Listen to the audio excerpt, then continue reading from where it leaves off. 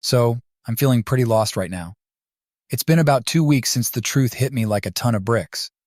I'd had a gut feeling for a while. Suspicion had been gnawing at me. There were so many red flags that I couldn't ignore, but nothing concrete enough to make me certain. I finally decided to confront her, and her reaction was beyond anything I could have imagined. She erupted with irrational anger, shouting, "How dare you accuse me of such a thing? I would never cheat." That outburst was like a slap in the face, and only solidified my suspicions.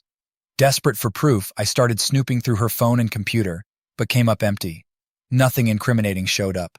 Frustrated, I took things a step further and installed a few discreet cameras around the house. Once that was done, I took off for a weekend getaway with some friends, hoping to clear my head. I grew up in a small town near the Swedish border in Norway. When I was 20, I met my wife in Sweden. She was 21 at the time, and already had a 3-year-old son from a previous relationship. Despite the complexities, we hit it off instantly. Over the past 11 years, I've been a father figure to that boy. I love him as if he were my own flesh and blood. We've been married for 6 years, though now that seems almost irrelevant. To cut a long story short, I came back home early one day, knowing she wouldn't be there. I couldn't wait to see the footage from the cameras. When I finally watched it, my worst fears were confirmed. There she was, engaged in intimate activities with another man. I recognized him immediately as Oliver, a colleague of mine. We'd always been friendly with him and his wife, inviting them to gatherings and sharing good times. I used to think seeing red was just a figure of speech. But that day, I truly saw red. The level of anger I felt was something I'd never experienced before. I'm usually a pretty mellow guy. Anger isn't something I deal with often, but in that moment, I was completely consumed by rage. I began to lash out. I pounded on the walls with my fists, kicked the bedroom door with such force that it flew off its hinges, and shattered the glass table in the living room. My frustration and pain had turned into a destructive fury. I was so worked up that I bit the inside of my cheek without realizing it. When I finally let out a scream, blood sprayed across the walls and floor, marking the devastation around me. It wasn't until I hit my head quite hard that I snapped out of it. The pain was enough to bring me back to reality. I looked around at the chaos and knew I had to get out before I caused more harm. Had my wife walked in at that moment, I'm convinced I'd be facing serious legal consequences, either for domestic violence or something far worse. The sight of the destruction was a clear sign that I needed to leave before things escalated further. In a rush, I packed a suitcase with just the essentials and grabbed my laptop. My work involves simulation and modeling, and my custom-built computer is crucial for my job. I needed it with me. I also sent a copy of the damning footage to Oliver's wife. I kept the message short and blunt. "Your husband is cheating with my wife." I met my son just outside our apartment complex. I pulled him into a tight hug, told him that I would always love him, and explained that his mother was being unfaithful, which meant I had to leave. It was a heartbreaking conversation. I regret burdening him with this truth. He shouldn't have to deal with such adult issues, but in my emotional state, I couldn't keep it from him. I tried to head to the border to visit my family in Norway, but the COVID restrictions stopped me. So now, I'm holed up in a cheap Airbnb, trying to navigate my life in this new, bleak reality. I'm working but feel like a zombie, just going through the motions. I haven't spoken to my wife at all. The only person I've communicated with is my son. I've answered his questions as honestly as possible, given that I have no clear idea of what comes next, aside from the looming divorce.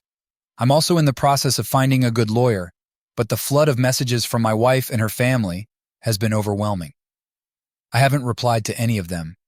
My parents are the only ones who know what's going on from my side. I've avoided talking to friends because they're also close to my wife, and I don't want to deal with any more mixed emotions or judgments. I'm terrified that if I ever talk to or see her again, I'll lose control and do something irreversible. At the same time, I'm desperate to maintain contact with my son, but I'm lost about where to start. I'm still seething with anger, and finding a way to move past it seems impossible right now. I know I'll need to respond to my wife eventually, but my rage is so intense that I doubt I can be rational at this point. I'm feeling like I'm making some progress now. I even took a step that might seem a bit unusual. I visited a cage fighting gym recently. Let me stress right away that I have zero experience in fighting.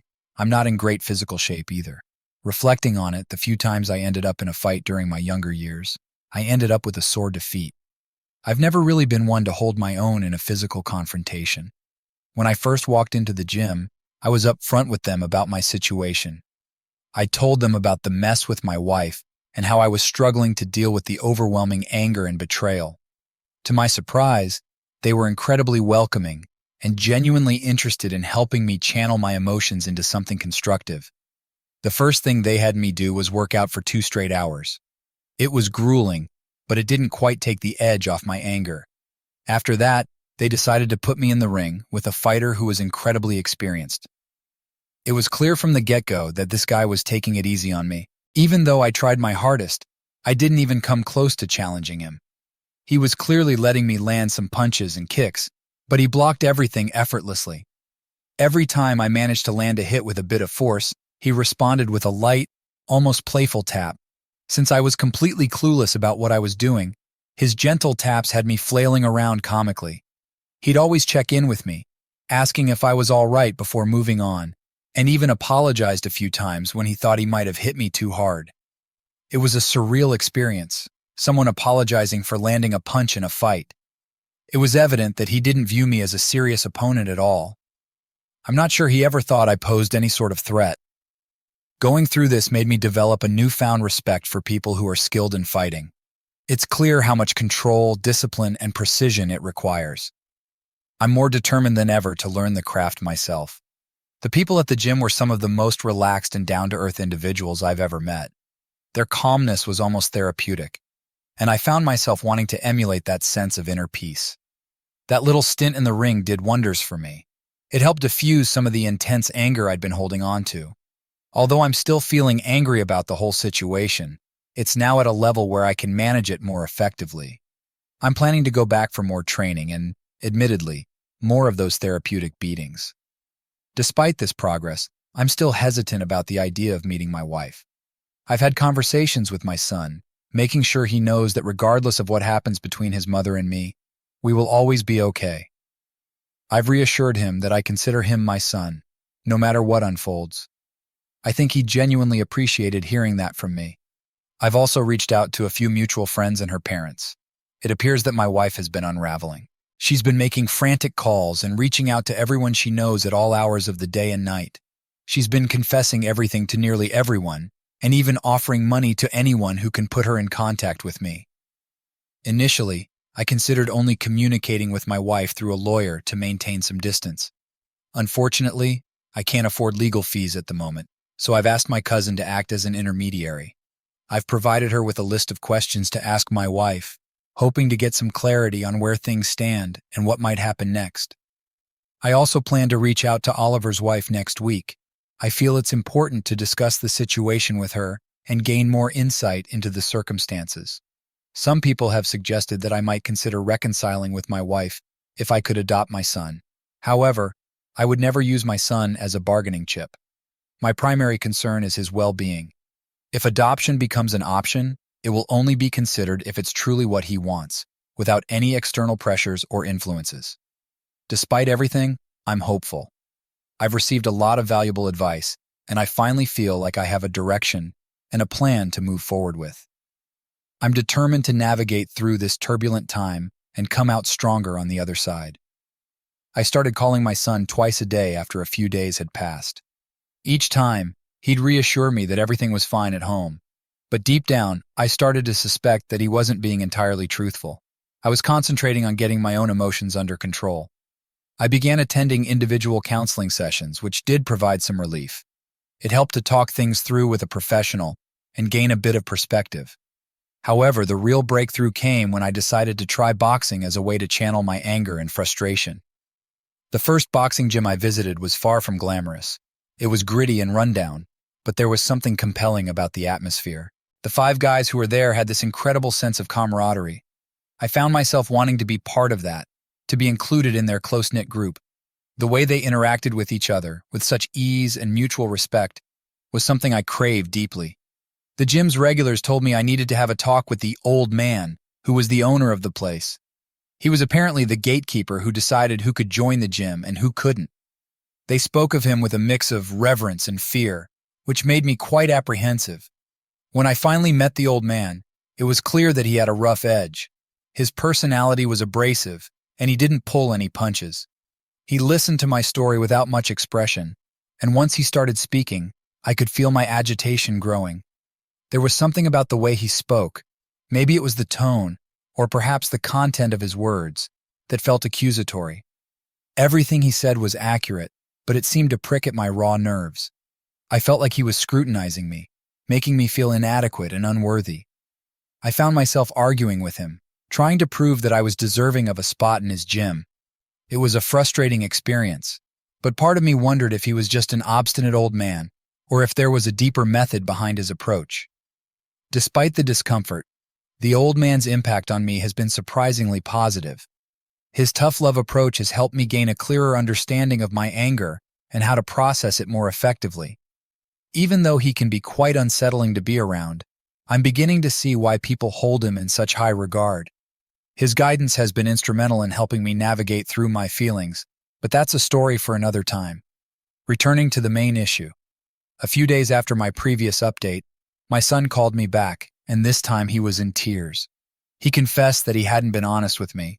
Things at home were far from okay. He told me that my wife had been sitting in front of the TV, staring blankly at the screen even when it was turned off. The house was in a deplorable state, and he hadn't had a proper meal in days, just a few sandwiches that a friend's mother had given him. The stench of the house was unbearable, and I knew I had to act quickly. I rushed home, and even before I walked through the door, I could smell the rotting garbage from the hallway. The scene inside was worse than I'd imagined. The house was an absolute disaster. It was evident that it hadn't been cleaned since I left almost a month ago. The floor was covered in crumpled papers, dirty dishes were piled high in the sink, and there was broken glass scattered all around. The stench of decaying garbage was overpowering and nauseating. My immediate priority was my son. I had picked up a burger for him on the way home and asked him to stay in his room and eat while I dealt with his mother. I reassured him that everything would be okay now that I was here and that I would take care of him. His relief was palpable, and when he hugged me, it was one of the most comforting moments I'd had in weeks. I promised myself that I would never leave him again. When I finally went to check on my wife, she was exactly as my son had described, sitting in front of the TV in a daze. What he hadn't mentioned was how shockingly unwell she looked. She had lost an alarming amount of weight, and her appearance was truly disturbing. She was just skin and bones, her eyes sunken deep into her head, with dark rings underneath. Her skin was sallow and lifeless, her lips cracked, her hair was a tangled mess, and her clothes were dirty and disheveled. I pulled up a chair and positioned myself between her and the TV. The smell coming off her was absolutely horrific. There was a bucket on the floor, which I later discovered was half full of vomit that had been sitting there for a week. Seeing her in that condition was a profound shock. I felt an intense, almost physical pain for her. Despite everything she had done, I wanted to protect her and help her recover. For a moment, all the anger and betrayal I felt seemed to fade away, replaced by a deep sadness. It was painful to see her like this, and it stirred up feelings of care and concern that I wasn't expecting. Part of me still loves her and cares about her well-being, despite the pain she has caused me. That realization is unsettling and confusing. I'm troubled by the fact that I can still feel compassion for her after everything that's happened. It makes me question my own emotions and responses. I didn't know what to say to her. She was in such a state of disarray that she asked me if I was real. When I confirmed that I was, she broke down in a way I've never witnessed before. Her cries were more like wails, and they were so intense and loud that they startled me. At some point, she either fell asleep or passed out mid-scream. I checked her pulse using my Fitbit because I'm not sure how to take a pulse manually. Her heart rate was erratic, fluctuating between 100 and 150 beats per minute, which seemed alarming to me. I made sure she was comfortable on the sofa and wiped the tears and snot from her face. Then I ran next door to ask our neighbor for help. They were kind enough to look after my son while I took my wife to the hospital. She's been in the hospital for about 7 days now. My sense of time is a bit hazy, but I've only visited her once. The doctors advised against further visits for now, as her reaction to seeing me was so distressing that it hindered her progress.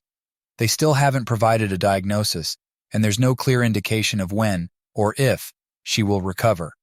In the meantime, I've been focusing on caring for my son.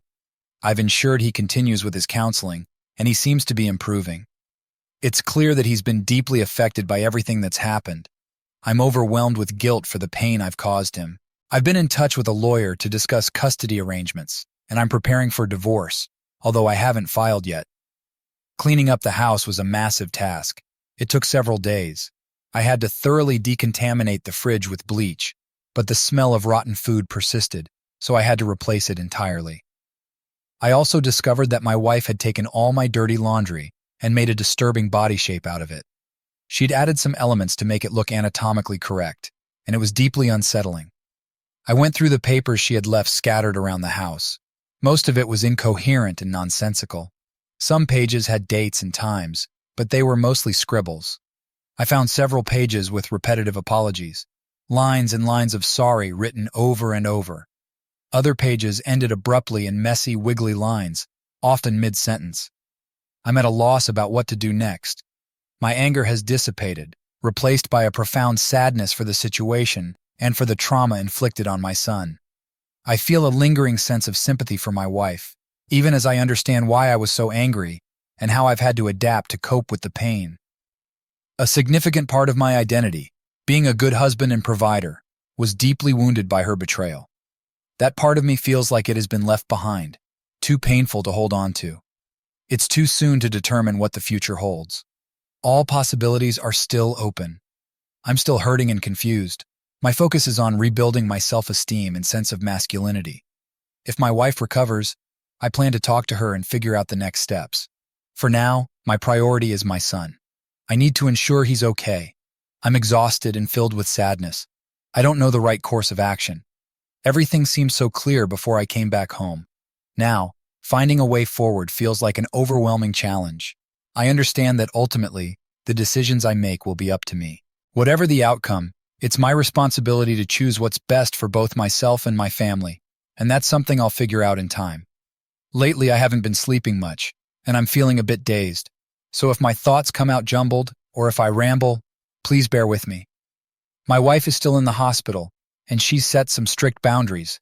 She's refused to see anyone except her mother, and she's made it clear that no one is to speak to me on her behalf or attempt to persuade me in any way. It seems she's trying to keep things as isolated as possible. Despite her insistence on no contact, she has confessed her infidelity to just about everyone she knows, though she hasn't gone into specifics. Her messages and calls have been frantic, filled with panic. "I cheated! He's going to leave me! What do I do?" It's left a lot of people feeling sympathetic, but unsure of how to approach me. As a result, most people have given me space unless I reach out to them for advice or support. A few days ago, her mother delivered a letter from my wife to me. It's a lengthy document spanning 32 pages. I've tried to distill the main points from it to make sense of what she's trying to convey. In her letter, she starts by offering a heartfelt apology for everything she's done, to me, to our son, and to our family as a whole. She's willing to sign any legal document I present to her, whether it's a postnuptial agreement, divorce papers, or whatever else might be necessary. Her willingness to cooperate seems genuine, but it's hard to know what to believe completely. She goes on to confess that before the physical affair began, she had a 2-month emotional affair with another man online. I had no idea about this prior affair, so I'm inclined to believe she's being truthful about it. She's provided me with all her login credentials and other access details to verify her story and confirm she isn't hiding anything. Her confession is very detailed. She admits that she was initially drawn to the attention and excitement of the online interaction. However, she seems genuinely bewildered by how things escalated from just emotional involvement to something physical. From what I've read so far, including emails, messages, and call logs, her account aligns with the evidence. She even directed me to a thumb drive hidden in one of her drawers, which contains a diary that spans almost a decade. The diary and her letter seem to be consistent with each other, which adds a layer of credibility to her account. According to her, the first emotional affair was more like a game, just harmless flirting with no sexting or meetups. But at some point, she felt compelled to send a message to this guy, and once she did, she ended the interaction immediately. She struggled to find the courage to tell me about it, though her diary indicates she was making an effort. When the primary affair began, she was flattered by the attention from this new guy, who was a very handsome, model-like figure. I've met his wife, and she's incredibly beautiful. Definitely a 10/10, jaw-droppingly stunning. My wife's ego was bolstered by the fact that she was receiving attention from a man married to someone so attractive. She felt a significant boost, believing that she must be exceptional to capture his interest over his stunning wife. My wife admits that she was aware of how wrong her actions were, but she also seems genuinely perplexed by her inability to stop herself. She loathes herself for losing control. According to her, the affair only turned physical when the affair partner began to lose interest. She started using sex as a means to keep him engaged and to continue receiving his attention. From her diary, it appears that sex became more of a chore for her, something she used as a reward to maintain his interest, rather than something she genuinely enjoyed. It's evident that she struggled with guilt, especially at the beginning. However, she soon began to compartmentalize her feelings, which contributed to the growing distance between us and the deterioration of our relationship. The physical aspect of the affair lasted for about 4 weeks. According to her diary and her confession, they kissed and engaged in sexual activities 5 times. This is corroborated by her location data and credit card records for hotel stays. The rest of the story is something you're already familiar with. The details she shared provide a clearer picture of the events, but the pain and complexity of the situation are still overwhelming. Her letter wraps up with a somber and remorseful tone. She writes, "I don't know who that person was who had the affair. Looking back, I don't even recognize myself in those actions. I can't comprehend how I could so easily abandon my core beliefs and morals and hurt the people in my life whom I love more than anything. I'm at a loss as to why I wasn't able to stop myself from going down this destructive path. I'm not going to insult you by asking you to understand or forgive me. I'm fully aware that I don't deserve either understanding or forgiveness. What I do hope with every ounce of my being is that I can somehow be of assistance in helping you and our son heal from this turmoil. I am prepared to do whatever you ask of me, without question. Whether it's something significant or something minor, I am willing to go through it if it might help in any way. Once I'm discharged from the hospital, I'll move in with my mother and keep my distance, unless you reach out to me. I don't want my presence to serve as a constant reminder of the pain I've inflicted on both of you. I lack the words to adequately express how deeply sorry I am for what I've done. My greatest wish is for you to heal and find someone worthy of your love who can make you genuinely happy. I pray that I haven't irreparably damaged your ability to trust and love someone deserving in the future. I will not seek out another relationship because I recognize that I am clearly not in a place to be with anyone. I'm committed to seeking therapy to try to understand and perhaps one day address the issues within me. But as of now, I'm lost. I don't know who I am or why I couldn't stop myself from causing all this pain. I knew what I was doing was wrong. I knew I was hurting everyone involved, including myself, but I did it anyway. I acted out of selfishness, driven by a fleeting desire to feel better about myself, even if it was just for a moment. When I saw the pain on your face in the footage you left behind, the heartbreaking look as you watched the tape of me with the other man, I was struck with the horrifying realization of how deluded I had become and the terrible, evil actions I had taken. At that moment, I feared that there may be no redemption for me. I will always love you, and I wish more than anything that I could undo everything that's happened. Unfortunately, I can't turn back time. I'm deeply, profoundly sorry." Reading that letter made me sob uncontrollably. I'm at a loss and don't know what to do next. I've spent the entire night poring over her words and rewatching the videos, and now I'm completely emotionally drained, utterly confused, and unsure of my next steps. I've gone back to watch the footage again, both the video of my wife with the other man and the one of me losing my mind. It's incredibly painful to relive her betrayal, but I find myself unable to stop watching it. I keep questioning why I'm so fixated on this video, even though it's tearing me apart. It's almost as if I'm drawn to the torment, unable to turn away, no matter how much it hurts. Every time I try to put it aside, I end up watching it again just a short while later. I don't understand why I keep putting myself through this cycle of pain. And then there's the question of whether what she's saying is even plausible. Can someone really be so swept up in an affair that their behavior becomes compulsive? where it no longer feels like a conscious choice? Could there be some truth to her description of her actions as being beyond her control? If there are any women on this forum who've been through something similar, I'd appreciate any insights you can share. I've also noticed from her diaries that she seems to have spiraled into a depression around 3 years ago, after her favorite aunt passed away. Her outlook on life became incredibly bleak, almost hopeless. I've read other stories where depression appears to trigger drastic changes in behavior and even lead to affairs. Is it possible that her mental state was a significant factor in her actions? From her writings, it's clear she never truly loved the men she was involved with. It was the ego boost and the heightened self-esteem that drove her. She seemed to crave the rush and validation she got from their attention, rather than genuine emotional connection. On the day of the revelation, she severed ties with her affair partner and even reached out to his wife to confess. I know this firsthand because the AP's wife told me when we met. She was actually fixated on the idea of having a revenge affair, as if that could somehow rectify the situation. Her obsession with revenge was unsettling and seemed counterproductive, so I made it clear that we would not be pursuing that path and that I had no interest in seeing her again. The conversation was grating and annoying, like nails on a chalkboard. It's safe to say we won't be crossing paths in the future. Right now, I'm struggling to find any semblance of normalcy. I can't sleep, and my thoughts are a jumbled mess. I'm reaching out for help because I desperately need it. If anyone has any advice or insights on how to navigate through this fog of confusion and anguish, I would greatly appreciate it. I've been trying to see my wife, but she continues to refuse, with her mother acting as the intermediary. I've made attempts to hold her to her promise from the letter, that she would do anything if I thought it would help. I had hoped that direct communication might facilitate some progress, but her mother has relayed that my suggestion of us talking as a potential form of help was not well received. I also asked if we could meet with her doctor together to better understand her condition and how it might impact our situation. Unfortunately, the doctor has informed me that they cannot disclose any details without her presence. I understand the need for confidentiality, but it leaves me feeling somewhat helpless. In terms of diagnoses, it's been confirmed that I have PTSD, which is overwhelming in itself.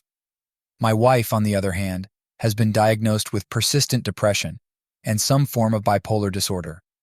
It's clear now that she's dealing with a serious chemical imbalance in her brain, and the doctors are currently experimenting with different medications to find what might work best for her. It seems many of you were right. Her mental health issues made her more vulnerable, and she fell into a relationship with someone who took advantage of her emotional state. The affair partner AP has a troubling history of cheating on his wife with multiple women over the course of their relationship. They are now in the process of divorcing. I've heard that the AP has been physically assaulted, though not severely. His wife took drastic measures, contacting the husbands of other women he was involved with. A friend of mine has been staying with me regularly, helping me stay grounded and focused. I'm also planning to take my son camping this weekend, which I hope will provide both of us with some much-needed respite and bonding time. I've tried to verify the accuracy of her diary entries. It appears from her behavior and the video that the physical aspects of the affair were something she endured rather than enjoyed. Her facial expressions and body language during those moments suggest that she viewed the sex more as a chore, something to be completed rather than something she genuinely wanted. I've made the decision to delete the videos of her and of me having a breakdown. They were causing me too much pain and only seemed to perpetuate my suffering. I couldn't bear to keep reliving the trauma they represented. Part of me is screaming to just walk away, to find someone new and start fresh. But I'm plagued with fears and doubts. What if she cheats again? How can I rebuild trust? Will I ever be able to move past this? These questions are constantly swirling in my mind. Divorce would undoubtedly mean less daily contact with my son, which is a major concern. He's already been through so much trauma from the recent events, and the thought of abandoning him again is heart-wrenching. He's terrified of being left behind, and I'm worried that leaving now might compound his fears and emotional distress. Even if I do decide to divorce, there's no certainty that my wife would recover quickly enough to be a positive influence in our son's life. There's also the lingering pain and scars that would follow me into any new relationship. Wouldn't it be better to stay with her while I heal? At least she would understand why I'm struggling and the reasons behind my behavior. I also wonder about the dating landscape. Many women my age are either divorced for reasons that could be problematic or seem so desperate for a relationship that they might overlook crucial compatibility factors. The idea of entering a new relationship under these circumstances seems fraught with potential pitfalls. It took a long time for me to find someone who truly understood me, and I question whether I'd be able to find that level of connection again. The thought of starting over with someone new, who might not understand me as well as my wife does, is daunting. How long would it take to find that kind of understanding again? There's also the worry that a new partner could cheat as well. Given the circumstances, I actually think the odds of my wife cheating again might be lower than starting a relationship with someone new who could potentially betray me. My son also needs his mother, and her healing process could be affected by whether we reconcile or not. If I stay with her, she would essentially be on probation, and our reconciliation would require significant effort and commitment from both sides. I would need to be convinced that we're both 100% committed to making it work before considering reconciliation. This isn't something I'm willing to offer lightly. The idea of my wife being a prisoner on probation doesn't sit well with me. But if I'm to trust her again, it feels necessary to ensure her commitment to the process. Therapy would be essential, and I'm not sure if she's currently capable of that level of dedication. My conflicting feelings are overwhelming. Part of me still deeply loves her, which makes it hard to simply walk away. I wanted to hate her at first, but I can't deny my ongoing love. The thought of hurting her or anyone else doesn't appeal to me. It wouldn't aid my healing in any way. Ultimately, I face a long and painful road, regardless of the path I choose. I hope I can summon the strength and patience required to make the best decisions for myself and my family. If I do decide to offer reconciliation, it will come with clear conditions and a lot of work. I need to be absolutely certain that both of us are fully committed to rebuilding our lives together. The lack of direct communication with my wife is starting to wear on me. I feel an urgent need to talk to her, but I'm unsure how to approach this situation or what kind of conversations might be helpful. If anyone has advice on navigating these discussions or dealing with this kind of emotional turmoil, I'm all ears.